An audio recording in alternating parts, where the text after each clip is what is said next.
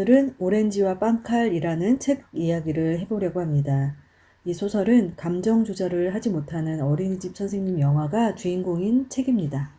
또 한편으로는 우리의 속마음에 관한 이야기일지도 모르겠다는 생각이 드는 책이기도 합니다. 감정이 이렇게까지 힘들어지는 데에는 여러 이유가 있겠지만 그중 하나가 은우라는 아이입니다.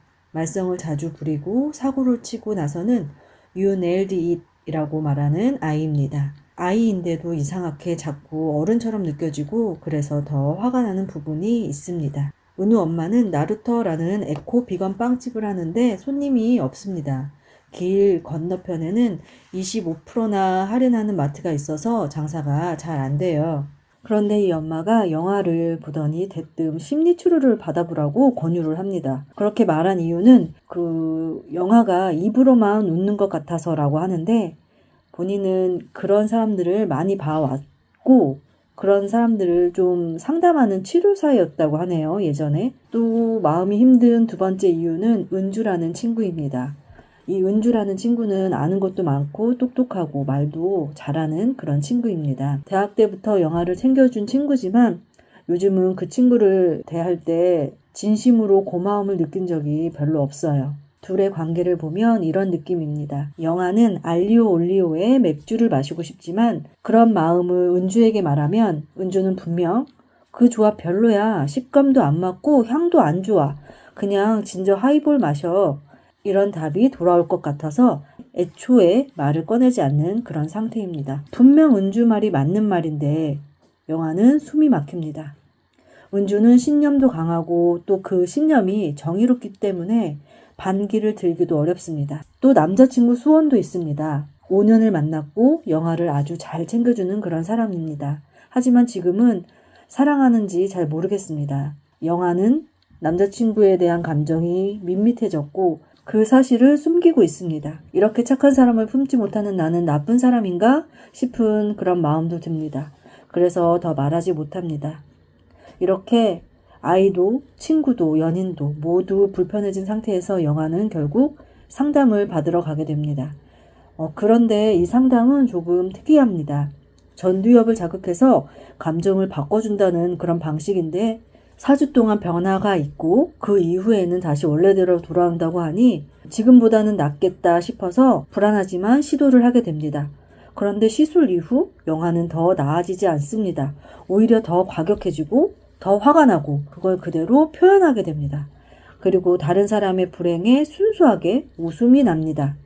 속으로만 하던 말을 거침없이 내뱉는 상태, 통제가 없는 질주입니다. 특히 은주에게는 더 거침이 없어집니다.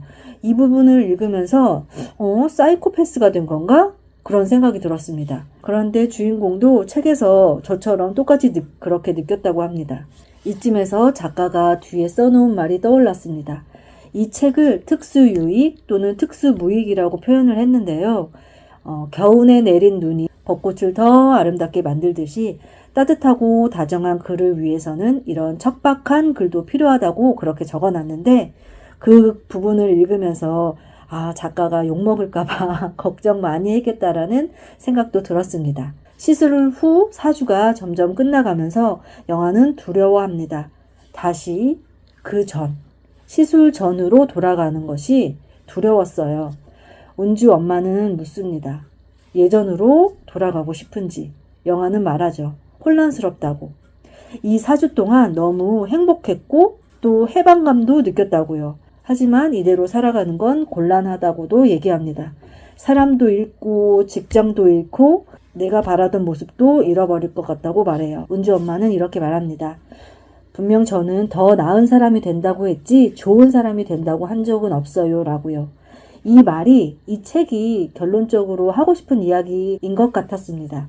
그리고 이어지는 말도 굉장히 저는 인상적이었어요.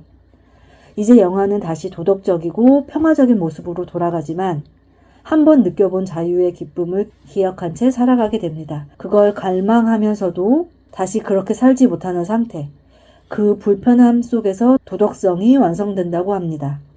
영화는 차라리 기억을 지어달라고 합니다. 그 자유를 알고 사는 게 더 힘들기 때문이죠. 읽으면서 이 문장이 계속 남았습니다. 자유는 낯선 폭력이고 통제는 익숙한 폭력이라는 말. 이게 이해가 되는 것 같으면서도 완전히 이해되지는 않았습니다. 어쩌면 저는 그 사이를 적당히 오가면서 살고 있어서 그런 건지도 모르겠습니다.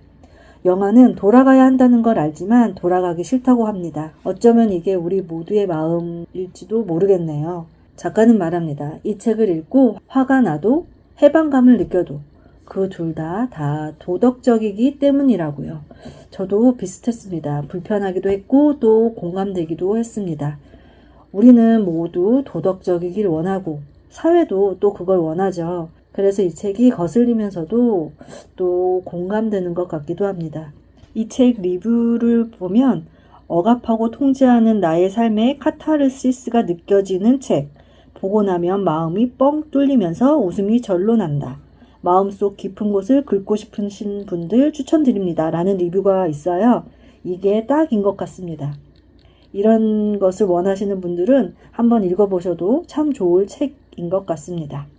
오늘의 켈리 문장은 더 나은 사람이 된다고 했지 좋은 사람이 된다고 한 적은 없어요. 이 문장 천천히 써보겠습니다.